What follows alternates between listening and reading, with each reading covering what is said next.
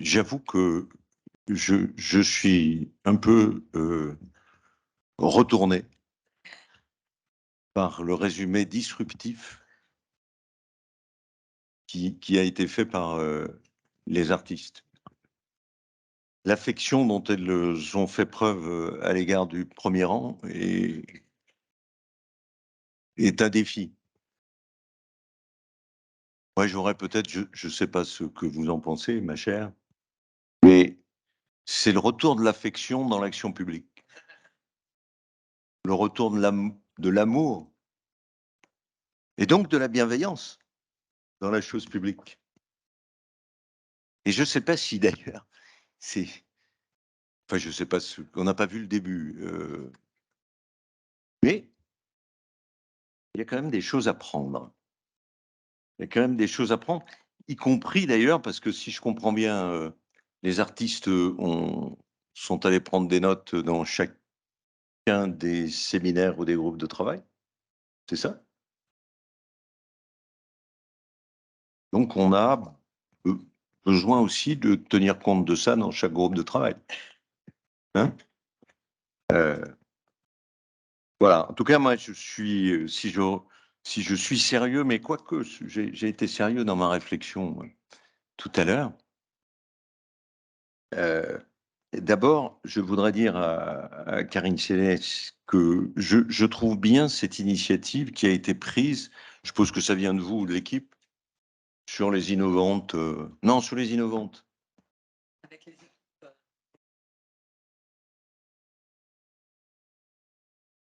Et on a eu une petite discussion avant où j'ai bien entendu dérouler mon discours de décentralisateur radical.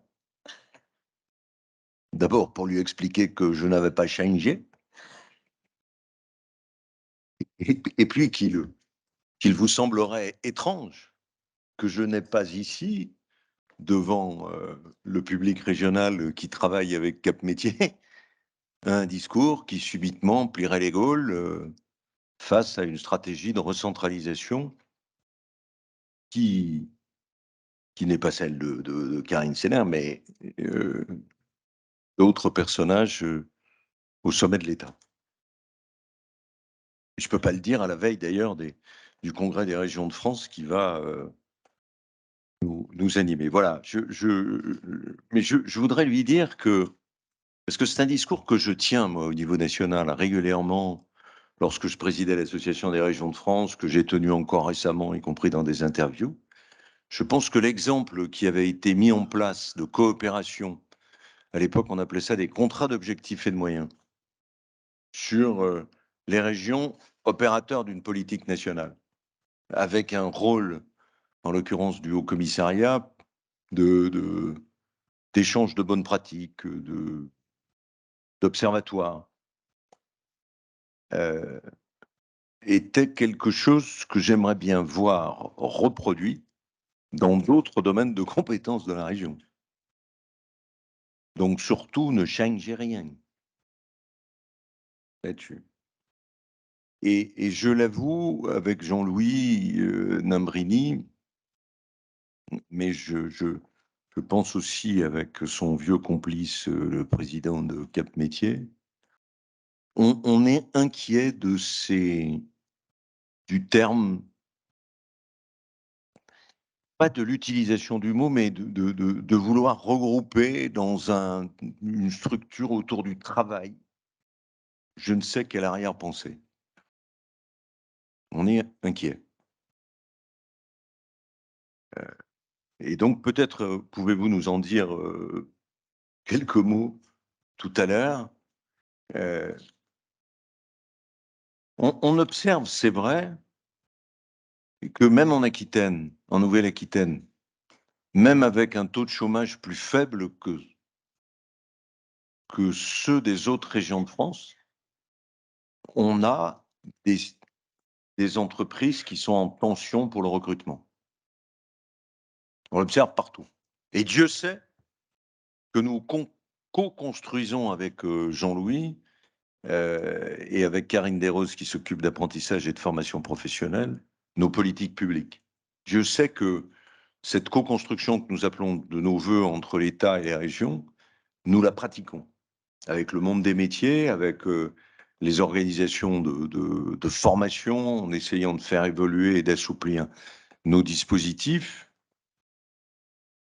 en essayant de préciser, on a la liste, ces entreprises en tension, en essayant d'innover aussi sur les dispositifs d'orientation, d'information, de conviction. On a vu tout à l'heure dans les expositions des tas d'entreprises qui travaillent avec les réseaux sociaux. Et il faut le faire. Il faut mettre en place toutes les innovations. Nous, ce qu'on tire, et je voudrais aussi que vous soyez notre porte-parole, on le fait, nous, quand on rencontre la Première ministre, que les systèmes d'orientation, contrairement à un certain discours national, fonctionnent plutôt bien. Quand je regarde, si j'ai bonne mémoire des chiffres, mais Sébastien Sodinos me rectifiera, sur le système des habilitations de service public, c'est-à-dire ce qui nous permettent d'approfondir, de loger, de mettre en immersif, de tutorer plus sur des personnes. Alors c'est 20 000, 24 000 par an, je crois que c'est ça, je ne sais plus où est Sébastien, mais ça doit être de cet ordre-là. Les taux de retour à l'emploi sont de plus de 70%. Sodinos, où tu es? Ouais. Tu me dis si je trouve que ces chiffres sont remarquables. Je pense, je le dis tout net parce que je l'ai dit à la Première ministre et à son prédécesseur, je trouve qu'il y a parfois un biais, qui est que quelqu'un qui est en formation, on en disait un mot avec Jean-Louis Nambrini tout à l'heure, va changer de trajectoire. On l'a vu au lycée de Saint-Jean-Pied-de-Port vendredi dernier, on l'a vu hier dans des lycées agricoles. Et je pense que quand j'entends les premiers ministres dire « je ne comprends pas, certaines personnes ont une trajectoire de formation et elles font autre chose ». Mais c'est normal. C'est totalement normal. Et je pense qu'il faut défendre ça. Ou alors je ne comprends pas que dans la réforme du lycée, qui pourtant est hyper critiquable, cette idée de faire de la seconde une année où on peut bouger est la seule bonne chose que l'on trouve dans cette réforme du lycée.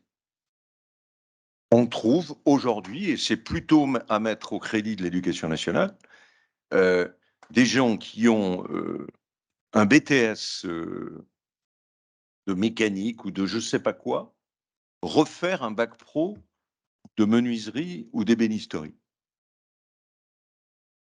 Et changer, voilà, je réclame qu'on prenne en compte, non pas pour les stigmatiser entre ce qui se passe dans les lycées pro, les CFA indoor des boîtes, etc. Il faut arrêter ça. D'abord parce que ça donne une image, ça donne un sentiment. Je le dis à Karine, ça donne une image dévalorisante et de la jeunesse ou des stagiaires et de tout le travail qui est fait. Oui, nous sommes dans une société où, si l'on ne reconnaît pas le droit à l'erreur du parcours, on se met le doigt dans l'œil bien loin. Et je pense, pardon de le dire, que les discours que j'entends au niveau national, parfois au niveau patronal, c'est de l'incompétence. Crasse. Et que ça donne pas. Enfin, je suis assez surpris d'ailleurs que dans le discours politique, on soit stigmatisant et non pas encourageant. Vous voyez ce que je veux dire? Bon, je ne suis pas président de la République ni Premier ministre, ce qu'à Dieu ne plaise, quoique. C'est jamais pour mon 6e mandat. Président de la plus grande région de France, on ne sait jamais. Je peux avoir des envies comme ça. Non, je plaisante. Je voulais vous faire passer ce message parce que je trouve que c'est de la vraie incompétence. Dire qu'un modèle éducatif, quel qu'il soit un système purement adaptatif ou adéquationniste, c'est ne pas comprendre ce que recherche la jeunesse aujourd'hui. Les jeunes recherchent du sens. Est-ce que la boîte dans laquelle je vais rentrer fait sens dans l'orientation, dans le changement climatique? Est-ce que la boîte, cette petite scierie autour de Mel où j'étais hier, qui a pas de problème de recrutement, fait sens sur son territoire? Est-ce que transformer le bois, ça fait sens? Est-ce que la boîte qui fait des médicaments vétérinaires à Libourne fait sens pour moi? Est-ce que l'entreprise qui s'est engagée dans une politique industrielle qu'on a inventée en Aquitaine et en Nouvelle-Aquitaine, qui s'appelle l'usine du futur, sur le plan des conditions de travail, de la qualité de vie au travail, fait sens? C'est ça que réclament les jeunes. À plus de 50% d'ailleurs, hein. À plus de 50%. Et donner un message qui dit: ah, mais les chômeurs sont des fainéants. Enfin, je ne sais pas, mais il faudrait qu'il y ait des psychiatres ou des psychologues qui travaillent là-dessus. Pardon, hein. Vous n'êtes pas obligé de répondre tout à l'heure. Mais j'ai toujours trouvé dans toutes mes responsabilités que rechercher le conflit, en d'autres termes, si je parle plus crûment et plus réellement, je vais ménager la majorité parlementaire et le président de la République, sciotiser le discours politique, si vous voyez ce que je veux dire, trouver des boucs émissaires, dans quelque monde que ce soit, y compris dans le monde de la justice, c'est totalement contre-productif. Ou alors ces gens-là n'ont jamais lu Victor Hugo. Voilà, je voulais planter le décor. Alors, après, je le disais tout à l'heure, ce que, et on peut que s'en louer, il y a vraiment, du côté des équipes et des élus, en relation avec le Haut-Commissariat, nous on a un peu la trouille que vous n'ayez pas totalement la main demain, etc. On a un peu la peur que tous les organismes de formation, après le quoi qu'il en coûte, se voient rédimer leurs moyens. On voudrait bien quand même que cette analyse de ce qui est un succès apparent de l'État sur l'apprentissage tombe le masque. Parce que le succès sur l'apprentissage, il est issu de 2 choses. Un, les CFA indoor chez Vinci, chez L'Oréal, dans les grands groupes, ce qui fait qu'il n'y a plus de ruissellement auprès des PME qui recrutent 80% des apprentis. Et deuxièmement, c'est sur l'enseignement supérieur qui, tant qu'on s'en occupait, s'autofinançait. Donc c'est de l'argent public gaspillé.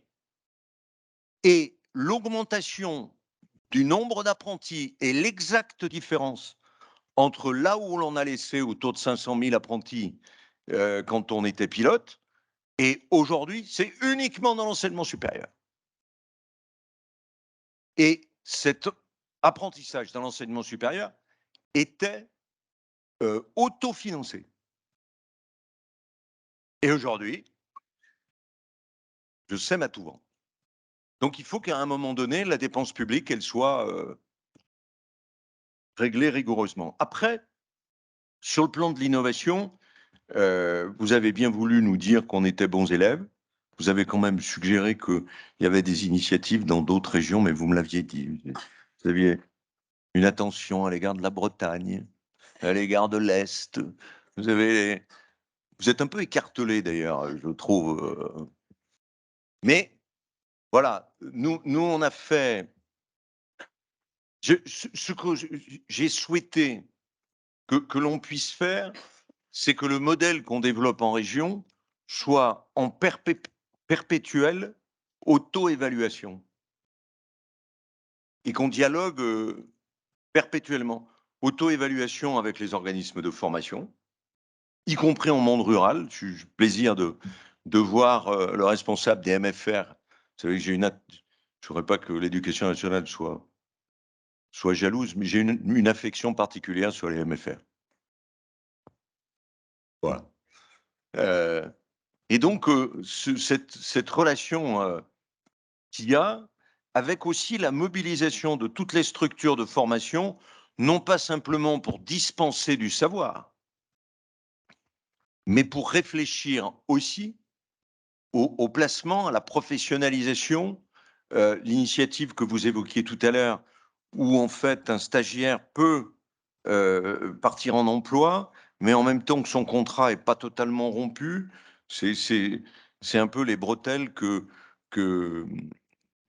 alors, le ministre de la Recherche, un peu volubile à un moment donné, sous Jospin, Allègre, sur les chercheurs. Allègre, qu'est-ce que j'ai dit? Ah, il était volubile, oui. Il n'était pas que volubile, hein, d'ailleurs. Hein. Oui, voilà. De pouvoir revenir.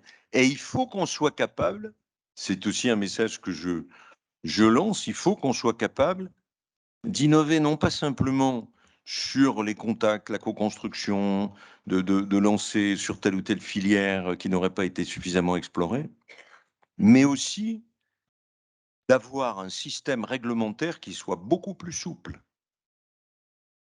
Nous n'avons le pouvoir réglementaire qu'à la marge sur le plan de l'urbanisme. Mais avoir, on en a parlé plusieurs fois, ma chère, sur le plan réglementaire, alors là, vous avez, je ne sais pas si vous avez lu un texte de Michel Rocard qui date de 1966, qui s'appelle Décoloniser la province, sous le pseudonyme de Servet. Il n'y a rien à changer, à part, il y a 3 pages de logorée PSU, mais, et il explique très nettement pourquoi la France a cette lourdeur réglementaire, de circulaire, la précision des lois qui est complètement aberrante. C'est pour que l'appareil central, d'État central, garde le pouvoir. Donc je vais même jusqu'à écrire en 69 pages, n'est-ce pas Jean-Louis, où on place les élèves dans les bus. Parce que nous, on est suffisamment, on est nuls, comme chacun le sait, donc on n'est pas capable de savoir, après le Covid, qu'il faut placer pas les élèves les uns à côté des autres. Si. Non, mais on en est là. Hein. C'est le modèle colonial. Enfin, bon. Voilà. Je ne sais plus ce qui m'avait été écrit,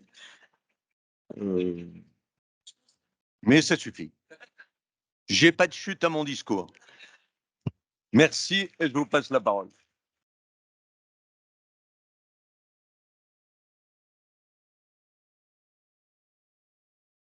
Merci, Président. Je vais rester à vos côtés. Moi, j'aime bien me déplacer quand j'interviens, mais je goûte le plaisir de rester à vos côtés. Vous l'aurez compris, nous travaillons très bien ensemble. Alors, c'est pas totalement le retour du même sketch que tout à l'heure, hein, on va pas... Mais travailler très bien ensemble, c'est aussi se dire des choses, parfois se challenger mutuellement. J'ai pas trouvé l'équivalent français, mais c'est parce que moi aussi, sans doute, je suis un peu bête et je manque de vocabulaire. En tout cas, je crois que ce travail a été très fructueux. Je vais vous dire quelques mots. Vous aurez, Président, l'occasion, j'en suis sûre, d'échanger avec le ministre de l'ensemble des sujets très importants que vous avez évoqués, d'ici peut-être dès demain d'ailleurs au Congrès de Région de France ou d'ici quelques jours, à propos de l'ensemble des chantiers qui sont lancés par le gouvernement sur ces différents sujets.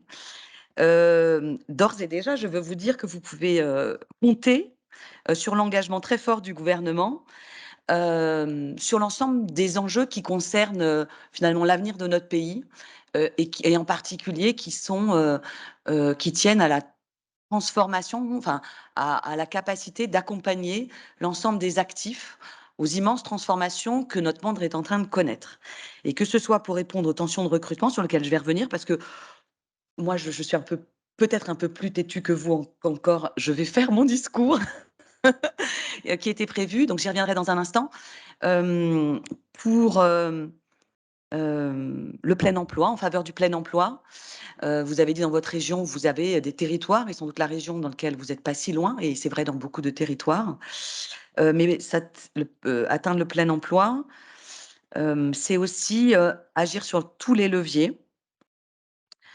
C'est aussi s'attaquer au noyau dur du chômage et en particulier, plus on va tendre vers le plein emploi, plus, on va devoir travailler à remettre dans des dynamiques de parcours, des publics très éloignés de l'emploi, qui souvent sont sous les radars, qui souvent ne poussent plus la porte de nos institutions, soit parce qu'elles ne croient plus en elles, enfin, ils ne croient plus en eux, ils ont perdu la confiance, mais ce faisant, souvent, ils ont aussi perdu la confiance dans nos institutions. Et ça, c'est un travail, j'ai envie de dire, un combat commun que nous devons mener. On ne sera pas trop de tous, de mobiliser tous les efforts au service de cet objectif d'aller s'attaquer à ceux qui ne croient plus et ne poussent plus la porte. Nous avons vu tout à l'heure un très bel exemple qui est porté par Hello Charlie, mais on pourrait citer beaucoup de ceux qui ont présenté des stands hein, dans la partie salon, qui a répondu à notre appel à projet, repérer et remobiliser les invisibles, ceux qui ne sortent plus de chez eux, peut-être qu'ils sortent chez eux, mais ils ont quand même, via les réseaux sociaux et les plateformes de jeux en ligne. On sait qu'on a une partie des jeunes pour lequel peut-être le dernier lien social, ou en tout cas un lien social, passe par la plateforme de jeu, par le jeu en ligne, par le e-sport, enfin, et que on recrée, ils ont créé ou recréé des liens de confiance avec ces acteurs-là. Je vais vous livrer une confidence. J'ai un fils décrocheur scolaire qui était en très grande difficulté. Alors, autant vous dire que l'anglais et les langues étrangères, pour lui, c'était une très grande difficulté. Il joue beaucoup et il a appris l'anglais ou en tout cas, il a dépassé la barrière de l'inhibition de la langue étrangère parce qu'en fait, il joue en ligne avec des Allemands, des Japonais, des Américains, des je sais pas quoi d'autre, toutes les nationalités possibles et imaginables. Et donc, je l'entends hurler, non pas en français quand il perd ou quand il gagne, mais en anglais. Et on a des voilà. Et donc, il y a de nouveaux modes de liens qui sont en train de se créer. On sait, on le craint, ils peuvent isoler, mais ils sont aussi des formes de liens. Il faut que nous soyons en capacité de tisser. On a construit cet appel à projet repérer les invisibles, on appelait ça maraude numérique. Voilà un terrain sur lequel, ensemble, l'État et les régions doivent coopérer. Ça ne sert à rien de le faire 18 fois à l'échelle de 18 régions, parce que le digital, il est partout. Et là, c'est légitime que l'État y aille. Sur le terrain, quand il s'agit d'aller au contact des gens sur le terrain, vous avez évidemment votre légitimité. Et donc, c'est dans cette complémentarité que nous devons agir pour l'ensemble des actifs, pour ces plus vulnérables. Je prenais cet exemple, mais globalement, pour l'ensemble des actifs. Et je crois que vous avez dit reconnaître le droit à l'erreur. Travailler ensemble à des innovations. C'est comme ça que le Haut Commissariat aux compétences conçoit son rôle dans le pilotage du plan d'investissement dans les compétences. Inviter les acteurs à sortir des cadres, les soutenir, hein, ça veut dire aussi en tirer des conséquences parce que sortir des cadres, c'est souvent avoir des cailloux dans la chaussure. Parce qu'en fait, nos cadres ne sont pas toujours construits pour les innovations que vous êtes en train de faire. Mon rôle aussi, c'est d'identifier les cailloux qu'ont les acteurs pour essayer de les résoudre. Parce que si on passe à l'échelle des innovations qui ont des cailloux, avec des acteurs qui ont des cailloux, ben, on avance quand même moins vite et moins fort. C'est être un facilitateur, c'est accompagner ces transformations et c'est soutenir l'innovation. C'est tout le sens de ces innovantes. Et hop, clac, j'ai retrouvé le fil de mon discours. Je vais vous dire quelques mots. D'abord, j'étais ravie d'être avec vous. On a fait j'ai fait l'introduction en virtuel hier. Il se trouve que j'ai pas pu me rendre 2 jours sur place avec vous, mais je sais que vous avez eu des travaux très riches. Je suis ravie d'être avec vous physiquement. Ça nous a permis de faire le tour du salon avec le président Alain Rousset. C'est ce qui m'a permis aussi de participer à certains ateliers, en tout cas, et d'avoir des échanges avec certains d'entre vous. Et donc, je suis ravie de conclure ces innovantes 2e du nom. Alors l'innovante, c'est quoi? C'est un forum, c'est un salon, c'est un lieu de rencontre, c'est un lieu d'échange, c'est un lieu de partage d'innovation, de toutes les innovations, celles qui sont liées à la tech, bien sûr. Alors on en a vu un certain nombre dans le salon, et ça bouge beaucoup sur ce flanc-là, sur le volet de la tech, hein. On sait qu'il y a beaucoup d'innovations qui sont en cours, réalité virtuelle, enfin, je ne vais pas toutes les citer, et qui bousculent nos pédagogies, et c'est très bien. Mais pas seulement celle de la tech, celle aussi qui repose sur de nouvelles façons de faire, d'interagir, de mettre au cœur des apprentissages ceux à qui ils sont destinés, de renverser un peu parfois les organisations, celles aussi qui construisent des passerelles. En fait, c'est pas d'ailleurs pas des passerelles, des ponts, parce qu'un pont, c'est beaucoup plus large qu'une passerelle. Ne nous contentons pas d'une passerelle, construisons carrément des ponts entre la formation et l'emploi, jusque dans les apprentissages, qui décloisonnent les approches entre le monde de la formation, de l'insertion, de l'accompagnement et les EdTech. Et c'est tout ça, c'est donc un lieu non pas de discussion et de dialogue, il faut que ce soit aussi de discussion et de dialogue, mais c'est un lieu de mise en action et de mise en mouvement des professionnels que vous êtes, les professionnels de l'orientation, de la formation, de l'emploi. Alors, nous étions, je crois, plus de 400 000, certains en présentiel, d'autres à distance, autour de ces enjeux, attractivité des métiers, des formations, attractivité aussi des territoires. Et finalement, vous, les professionnels, vous êtes au cœur du système de formation. Et je voulais vous dire, derrière le mot système, en fait, que je déteste, mais je n'ai pas trouvé d'autres mots. Alors, le président de RCO a trouvé un truc assez formidable ce matin. Il parle de biotope. L'écosystème, c'est le biotope parce que c'est du vivant. Donc, en fait, je reprends, s'il m'autorise. Les bonnes idées, en général, elles appartiennent plus à celui qui les a inventées, hein. Elles se diffusent, elles se partagent et tout le monde les revendique. Ce biotope, vous êtes les acteurs au cœur de ce biotope. Et derrière, donc, le mot de système, donc de biotope, en fait, il y a tous ceux qui mettent en mouvement les jeunes, les actifs, ceux qui orientent, ceux qui accompagnent, et c'est crucial. En fait, ça a toujours été le métier que vous faites, tous, dans vos différentes dimensions, il a toujours été crucial.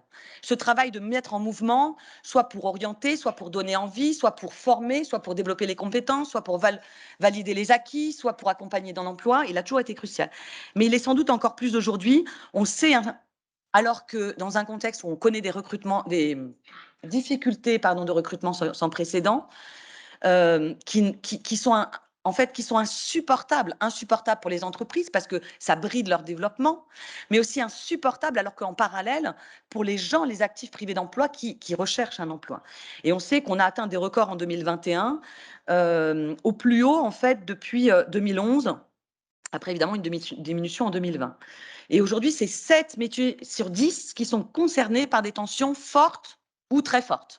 Donc c'est vraiment un sujet majeur et un enjeu majeur. C'est aussi crucial, ce sujet de votre rôle, hein, parce que les transformations de notre système productif et plus globalement, on va dire, de la société, elles s'accélèrent. Et on a toujours eu des transformations, mais elles sont plus rapides et toujours plus rapides, avec évidemment la transition numérique qui existait avant, mais qui s'amplifie, notamment post-Covid, mais et qui va continuer à s'amplifier, avec la planification écologique. Et dans cette région, la Nouvelle-Aquitaine, vous êtes bien, et sur ce territoire, bien placé pour en mesurer les effets. Vous les avez vus en partie cet été, mais aussi avec les défis démographiques, ceux du grand âge, dont on a parlé tout à l'heure, avec ces métiers si difficiles, mais en même temps dans lequel le sens de l'humain est tellement fort, et puis aussi la question de la place des seniors au cœur du marché, enfin au sein du marché du travail. Et d'ailleurs, souvent dans les secteurs, ces questions de tension et de transformation, elles se confondent, elles se cumulent. Souvent, dans un même secteur, on est confronté à la fois aux deux et on doit faire face aux deux. Et donc, c'est dans cet environnement en profonde transformation, y compris d'ailleurs dans le rapport au travail, et ça, c'est une autre transformation qui est majeure, que la formation devient essentielle. Elle l'était hier, évidemment, mais elle le devient encore plus. Et donc, il est temps de changer notre rapport à la formation et finalement de faire en sorte qu'elle devienne sinon banal, parce que se former n'est jamais banal. Jamais banal de se former. On y met son cœur, on y met son inquiétude parfois. Mais en tout cas, quelque chose qui est plus banalisé, qui est plus régulier, qui devient une évidence. Dans un monde où les métiers se transforment, il va falloir qu'on se forme régulièrement. Il faut que ce soit un rendez-vous régulier au cours de sa carrière professionnelle, que ça fasse moins peur, que ce soit une évidence. Et évidemment, on le mesure tous, on le sait, il reste du chemin à parcourir pour faire en sorte qu'on se forme régulièrement et que ça devienne cet acte, encore une fois, sinon banal, du moins banalisé. Et pour ça, nous avons à agir. Les employeurs ont à agir, l'ensemble des acteurs ont à agir. Mais les acteurs de la formation doivent agir parce qu'il faut qu'on rende la formation plus attractive. Et du coup, ça impose de repenser nos modalités de formation. Il faut miser sur des formats plus courts. Mais plus court ne veut pas dire moins qualitatif. Il faut arrêter de tout recommencer à zéro. C'est ce qu'on va faire avec la réforme de la VAE. C'est insupportable que quelqu'un qui a vécu une expérience professionnelle, quand il démarre une formation, on ne commence pas la formation pour partir de ce qu'il sait et de valider ce qu'il sait. Et donc, moi, je rêve d'un monde où on ne fera plus qu'un bout de formation parce qu'on aura validé le reste. Et donc, on aura reconnu. Et donc, on pourra davantage se projeter et plus souvent dans la formation. C'est des formats plus interactifs, plus expérientiels, plus adaptés aux besoins des personnes, plus individualisés. Et tout ça, ça implique d'innover. L'ensemble de vous tous, vous êtes déjà engagés depuis des années là-dessus. Mais on a maintenant des outils, et puis des moyens, une attention qui est faite. Le Covid est passé par là aussi pour nous porter cette attention, pour encourager cette transformation. Vous le savez, avec le plan d'investissement dans les compétences, on a investi 300 millions d'euros pour appuyer la transformation de la formation, digitalisation, bien sûr, mais pas que. Et donc, cette nouvelle édition des Innovantes, elle est tournée vers ces enjeux, vers la transformation de la formation, et avec cette idée d'accompagner. Vous avez, je ne vais pas citer tous les ateliers, mais d'ailleurs ça a été fait bien mieux que moi et que nos discours avant, pour illustrer tous ces ateliers et toutes les thématiques. Je dirais juste un mot peut-être. J'étais, après quelques hésitations, à l'atelier sur la mixité. Pardon, j'ai pas retenu le nom de l'atelier. Nous étions 45 personnes. Il y avait 4 hommes dans cet atelier. 45 participants, 4 hommes dans cet atelier. Et donc, je voulais dire à l'ensemble des participants qu'on a encore du chemin à parcourir sur ce sujet-là et que la question de la mixité, de l'égalité, de faire en sorte qu'il y ait plus d'hommes dans nos EHPAD ou dans les métiers du numérique et plus de femmes inverse, vous avez compris, dans les métiers de la tech, vous avez remis tous les trucs dans le bon ordre. C'est notre responsabilité à tous et pas simplement aux gonzesses, s'il vous plaît, messieurs, engagez-vous parce que c'est un enjeu de développement économique, c'est un enjeu de compétitivité et c'est un enjeu aussi, d'abord pour nos entreprises, parce qu'on ne trouvera pas les compétences dans la tech si les meufs, elles y vont pas. On ne trouvera pas les compétences dans les EHPAD si les mecs, ils y vont pas. Et c'est un enjeu vraiment central. Voilà, bon, je ferme ma parenthèse, mais vraiment, en tout cas, ça fait partie des thématiques indispensables. Et donc, Juste, je vous laisserai. Il y a une chose que j'ai oublié de dire, et puis je vous laisserai conclure. Vous représentez l'État. Non, je voulais dire une chose parce que je crois que vous vous souvenez, on en a parlé beaucoup avec les directeurs de l'AFPA, on en a parlé beaucoup aussi entre collègues. J'étais dans le Béarn pour une occasion personnelle et j'ai visité une série de bâtiments dits inclusifs à côté d'un EHPAD. Quelles sont les personnes qui vont aller travailler dans cet EHPAD? Un groupe de mineurs isolés. Vous entendez bien? 12 mineurs isolés, formés pour partie par nous et pour partie par les organismes. Il y a une réflexion qu'il nous faut porter sans avoir peur de Ciotti, si j'ose dire, et de cette bande de brutes. Il faut qu'on accueille, et ces personnes, en dehors du fait qu'on leur ouvre les bras et qu'on leur ouvre des possibilités d'emploi, et le témoignage m'a été fait par le directeur de l'EHPAD, le directeur, sont d'une attention au travail. C'est des garçons, hein. C'est des garçons. Et donc, on a là ces voilà, autour d'Arzac dans les Pyrénées-Atlantiques, dans le Béarn. N'oublions pas, on l'a vu à côté d'ici sur le site de l'AFPA, la formation à des métiers du bâtiment d'immigrés, de réfugiés, etc. Aujourd'hui, les entreprises le disent à bas bruit, assumons, nom de Dieu, qu'accueillir des gens qui viennent parce que chez eux, ils vivent l'enfer du réchauffement climatique, des exactions et de tout ça, ça fait partie de la dignité de la France et de ses besoins économiques.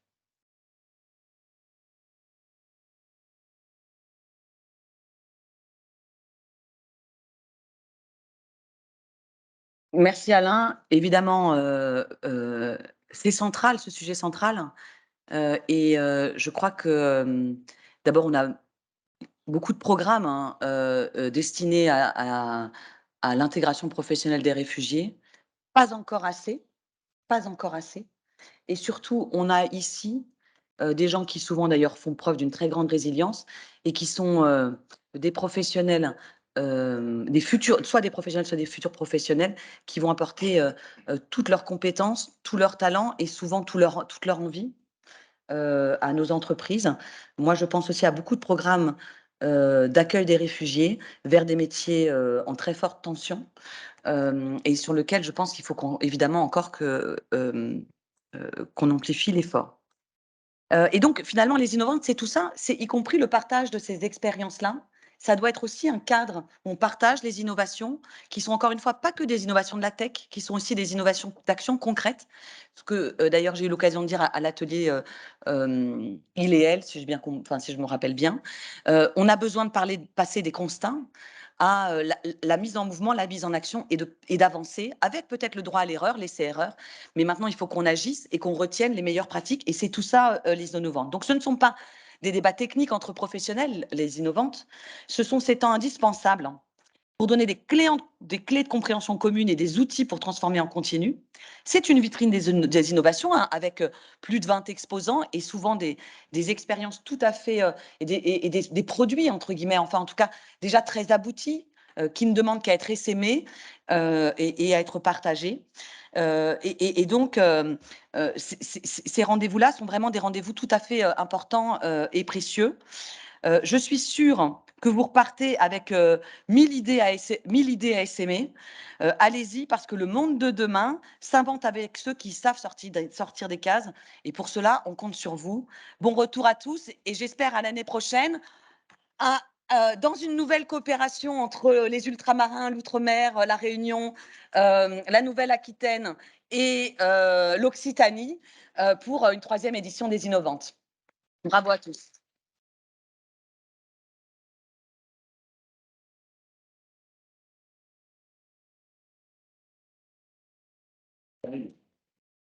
On bâtit ici, là. Dehors. Alors, je sais que ça se fait pas de parler après l'État, mais c'était juste, je voulais qu'on applaudisse le personnel de Cap Métier pour le travail. Merci de vous lever. Allez, les salariés de Cap Métier, levez-vous pour vous voir. Ils ont travaillé fort pendant plusieurs mois pour que cet événement soit réussi. Merci à vous.